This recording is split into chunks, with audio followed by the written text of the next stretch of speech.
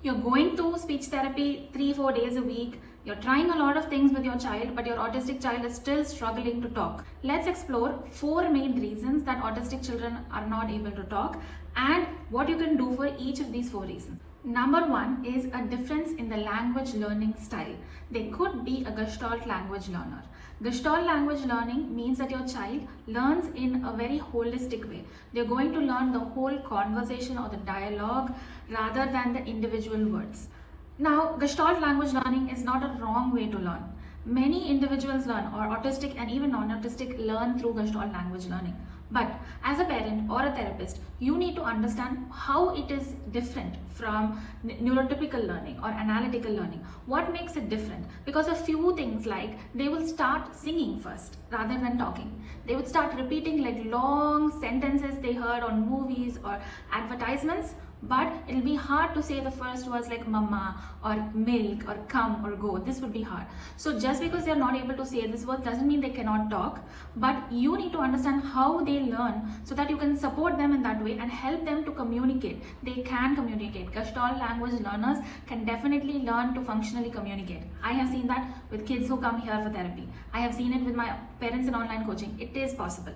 But it is possible with the right support, right therapy techniques. You probably have not heard of those techniques before, but don't worry, I'm going to tell you that in the part 2 of this video. I have a good news, that is we created Speakeroo especially for Gestalt language learners and children who are just in the beginning stages of talking. They're not yet talking, they're randomly telling words. Then this app will be very helpful for you. It walks through scenarios, daily life situations like home, school, park, and teaches functional words that can be taught and learned in these scenarios. The download link for Speakeroo is in the description. Go check it out. Second reason is a motor planning difficulty or motor speech difficulty. So what this means is there is something called apraxia of speech. That is, apraxia, the term itself means that is a difficulty with movement. Praxis means movement. So your child knows the word. Many apraxic children or children who are not yet speaking, they know the words, they understand very well. But when it comes to saying the word out loud, executing that motor movement for speech, that is hard. That is what is apraxia of speech. There are things you can do for this also. We'll cover that in part 2, but I just want you to understand that if your child is not talking, you don't have to keep trying the same thing again and again. It's just not about the intensity of therapy that's going to help them, but really understanding why are they not talking, what is their difficulty, and then supporting them in the right way. 3, a nervous system dysregulation or a sensory dysregulation.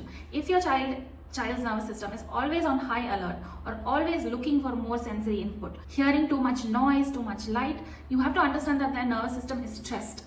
When there is stress, speech is not the priority. Finding safety, finding comfort is the priority. And at this time, you'll notice a lot of stimming also, because stimming is coping behavior.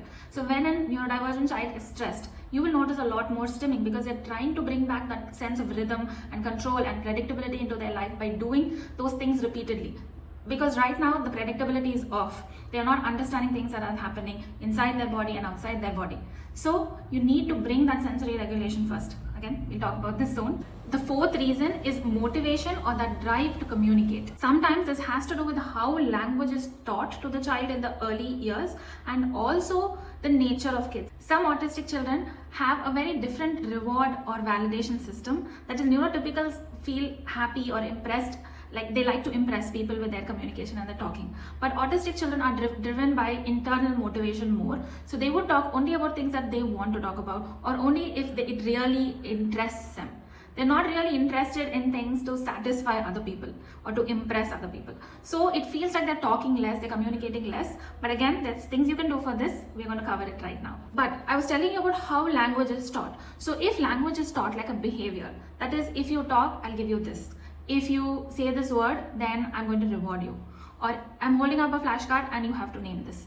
This is not language. This could be considered speech, but it's really just memorizing and it's just behavioral therapy. It's not speech therapy. It's not aimed at communication. So communication teaches a child that they can talk for their intention. And if they have a desire in their mind, if they have a need, they can talk. And this is how you can talk. So if you talk like this, you can get what you want. This needs to be shown in a very indirect way, in a very gentle, play-based therapy.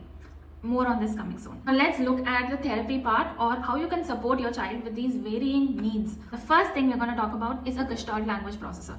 So a Gestalt language learner does not learn individual words. So if you're waiting for those one meaningful word like mama or papa and your child is 4, you are missing out on a lot of communication that you could still use.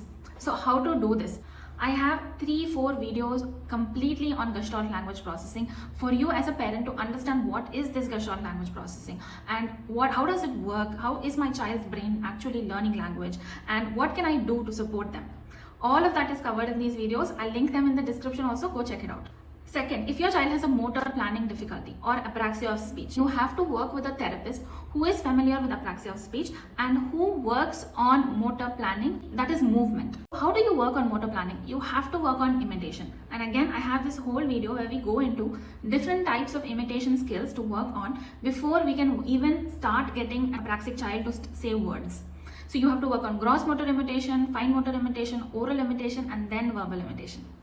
All of it is in this video. It will be linked below. Now third, if your child is sensorily dysregulated, that is they're not able to pay attention to an activity for more than a few seconds, they're always shifting activities. It's like they're constantly looking and searching for something and they're trying to find out some need, and they're not able to sit and learn or pay attention when you're learning. You have to work on pre-linguistic skills. What is pre-linguistic skills? Again, I've covered that long ago in detail. The most important pre-linguistic skill we really need is joint attention. So when you're talking about an object, we want your child to look at you. We want your child to at least pay attention to few things that you're saying. Many neurodivergent children, for them, attention is not equal to eye contact.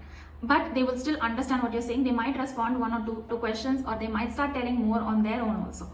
But you will work on pre-linguistic skills, and you will work with a good occupational therapist to address your child's sensory dysregulation first and foremost, so that they are a little bit more calm, so that they have a little bit more patience to listen to you. If you start talking, they at least turn towards the source of where you are, even if they're not looking exactly at your face. And for the fourth reason, you have to work on building motivation. How do you build motivation with a child who's already having very less interest? I know it can be hard, but it is not impossible. You have to build that parent-child bond. You have to let go of your expectations for your child. Oh, my child has to do this and that. They have to talk about this, they have to talk about that. Remember that you are coming from a neurotypical world. Your motivation, your interests, and your world is a little bit different than your child's world. So instead of trying to pull them into your world, get them to mask and behave in a certain way, try to get into their world. See what they like. Okay, so you like animals. Okay, let me figure out how to build communication through animals. Oh, you like space and planets. Let me do that. Let me use that to build activities and teach. And what are we trying to do? The end goal is communication. And when we think of communication, it's expressing my desires. It's expressing my thoughts.